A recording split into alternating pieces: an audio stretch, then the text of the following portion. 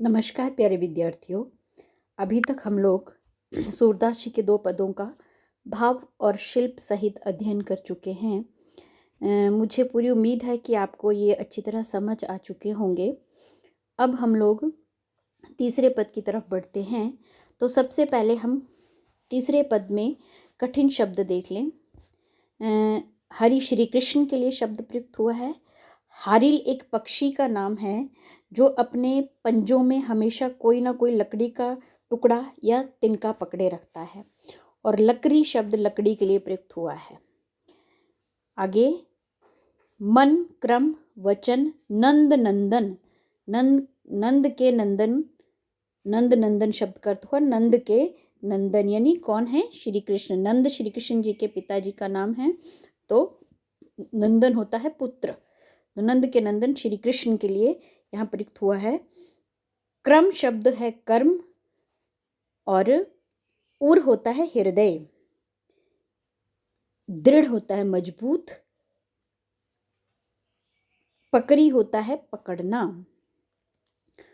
जागत सोवत, जागते सोते, स्वप्न सपने में, दिवस निसी दिन और रात, कान्हा कान्हा कन्हैया कन्हैया, जकरी मतलब रटती रहती हैं, जाप करती रहती हैं। आगे है सुनत जोग, जोग यहाँ हुआ है योग के लिए। लागत है लगता है, ऐसो ऐसा, ज्यों जैसे, कड़वी कड़वी, ककड़ी ककड़ी मतलब आप सभी जानते हैं जो हम ककड़ी खाते हैं, खीरा खाते हैं। सु तो, सु मतलब तुम, तो व्याधि हुआ बीमारी, पीड़ा पहुंचाने वाली वस्तु।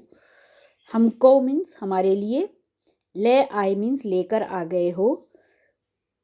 देखी सुनी ना करी मतलब जो हमने कभी देखी भी ना हो, सुनी ना हो, ना कभी जिसको भोगा हो। आगे है यह तो सूर तिन ही ले सौंपो, जिनके मन चक्री, चक्री मतलब जिनका मन स्थिर नहीं है, तिन ही मतलब उनको। तो यहाँ मैंने प्रयास किया है कठिन शब्दों का आपको अर्थ बताने का। तो सबसे पहले हम देखते हैं कि यहाँ गोपियाँ क्या कह रही हैं। श्री कृष्ण जी के प्रति जो उनका अटूट प्रेम है ना, उसको यहाँ बता रही हैं कि हमारे हरी हारिल की लकड़ी। तो श्री कृष्ण जी के प्रति जो गोपियों का प्रेम है वो बताते हुए कह रही हैं कि श्री कृष्ण हमारे लिए कैसे हैं? हारिल पक्षी की लकड़ी के समान बन गए हैं। जैसे हारिल पक्षी हमेशा अपने पंजों में, अपनी चोंच में लकड़ी को पकड़े रखता है, वैसे ही हम भी हमेशा श्री कृष्ण जी का ही ध्यान करती रहती हैं। मन क्रम वचन नंद नंदन उर, यह दृढ़ करी पकड़ी। कहती हैं गोपियाँ उद्धव को कि हमने मन, वचन और कर्म से नंद के नंदन श्री कृष्ण के रूप और उनकी यादों को कस करके पकड़ लिया है। दृढ़ मतलब मजबूती से, करी पकड़ी मतलब मजबूती से पकड़ लिया है, कसकर पकड़ लिया है। अब कोई भी हम उन्हें जो है हमसे छुड़ा नहीं सकता है। जागत सोवत स्वप्न दिवस निसी, कान्हा कान्हा जकरी। गोपियाँ क्या कहती हैं कि हमारा मन तो जागते हुए, सोते हुए, सपने में, दिन में, रात में हमेशा कृष्ण कृष्ण की रट लगाए रहता है, हमेशा उन्हीं को याद करता है। सूतो व्याधि हमको ले आए, देखी सुनत जोग लागत है ऐसो, ज्यों करवी ककरी। हे उद्धव, उद्धव को संबोधित करके कहती हैं कि ये जो तुम्हारी योग की बातें हैं ना, इनको सुनकर हमें ऐसा लगता है मानो हमने कड़वी ककड़ी खा ली हो। कहने का मतलब है कि तुम्हारी योग की बातें हमें बिल्कुल भी अच्छी नहीं लगती हैं। सूतो व्याधि हमको ले आए, देखी सुनी ना करी। तुम तो ऐसी बीमारी हमारे लिए लेकर के आए हो। कौन सी? योग रूपी बीमारी। कहती हैं तुम तो हमारे लिए ऐसी योग रूपी बीमारी लेकर के आ गए हो जो हमने ना तो कभी देखी है, ना कभी पहले सुनी है, और ना ही उसको कभी भोगा है। यह तो सूर तिन ही ले सौंपो जिनके मन चक्री। गोपियाँ क्या कहती हैं कि हमारा मन तो अपने कृष्ण के सांवले सुंदर सलोने रूप में बुरी तरह से आसक्त है, पूरी तरह से उनके प्रति हमारे मन में प्रेम है। हम तुम्हारी ये इस योग रूपी बीमारी से पूरी तरह अपरिचित हैं। तुम इस बीमारी को उन लोगों को दो जिनके मन सदैव चक्री मीन्स चंचल रहते हैं, जिनके मन अपने एक इष्ट के प्रति प्रेम भाव से नहीं जुड़े हुए हैं। हमारा मन तो श्री कृष्ण के प्रेम में स्थिर है और एक जगह दृढ़ है। जिनका मन चंचल है, ये योग की बातें वही लोग स्वीकार कर सकते हैं। तो गोपियों का यहाँ श्री कृष्ण जी के प्रति एक निष्ठ प्रेम जो है प्रकट हुआ है, वे उद्धव के माध्यम से उद्धव को जो बता रही हैं कि हमारे मन में तो श्री कृष्ण जी के सिवा और कोई किसी के लिए कोई स्थान नहीं है। इसलिए तुम ये योग का संदेश उन लोगों को जा कर के दो जिनका प्रेम में मन स्थिर नहीं है, अपने प्रभु की भक्ति में मन स्थिर नहीं है।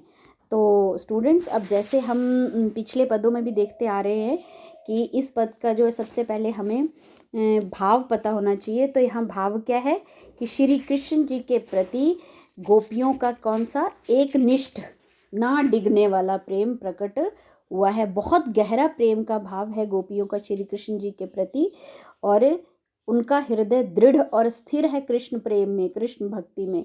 श्री कृष्ण जी के प्रति इस दृढ़ प्रेम के कारण ही उन्हें योग का संदेश जो है वो व्यर्थ की बात लगता है। अब हम लोग शिल्प सौंदर्य की बात करते हैं तो कुछ चीज़ें तो कॉमन रहेंगी, जैसे पिछले पदों में भी थी, जैसे कि कवि सूरदास जी हैं, काल भक्ति काल है, भाषा ब्रज भाषा है, और श्रृंगार वियोग श्रृंगार रस है, शैली गीत शैली है, गीत शैली का प्रयोग किया गया है। इसके साथ ही तत्सम तद्भव शब्दों का प्रयोग हुआ है, और जो हमारे पास तद्भव शब्द हैं जैसे जोग और करवी जो है ये तद्भव शब्द हैं। इसके साथ ही इस पद में रूपक अलंकार का, अनुप्रास अलंकार का, उपमा अलंकार का और रूपक अतिशयोक्ति अलंकार का और पुनरोक्ति प्रकाश अलंकार का प्रयोग हुआ है। तो मैं आपको मोटे तौर पर रूपक अलंकार बता देती हूँ कि हरि को किसके का रूप दिया है, हारिल की लकड़ी। हमारे हरि हारिल की लकड़ी में रूपक अलंकार है, और इसी में ही हमारे हरि हारिल में ही अनुप्रास अलंकार भी है। जागत सोवत स्वप्न दिवस निसी में भी अनुप्रास अलंकार है। करवी ककरी में भी अनुप्रास अलंकार है। नंद नंदन में भी अनुप्रास अलंकार है। आगे उपमा अलंकार है। सुनत जोग लागत है ऐसो ज्यों करवी ककरी। इस पंक्ति में उपमा अलंकार है। रूपक अतिशयोक्ति अलंकार है। रूपक भी है और अतिशयोक्ति भी किसमें है, सूतो व्याधि हमको ले आए, यहाँ पर रूपक अतिशयोक्ति अलंकार है। और पुनरोक्ति प्रकाश अलंकार कान्हा कान्हा जकरी में पुनरोक्ति प्रकाश अलंकार मौजूद है।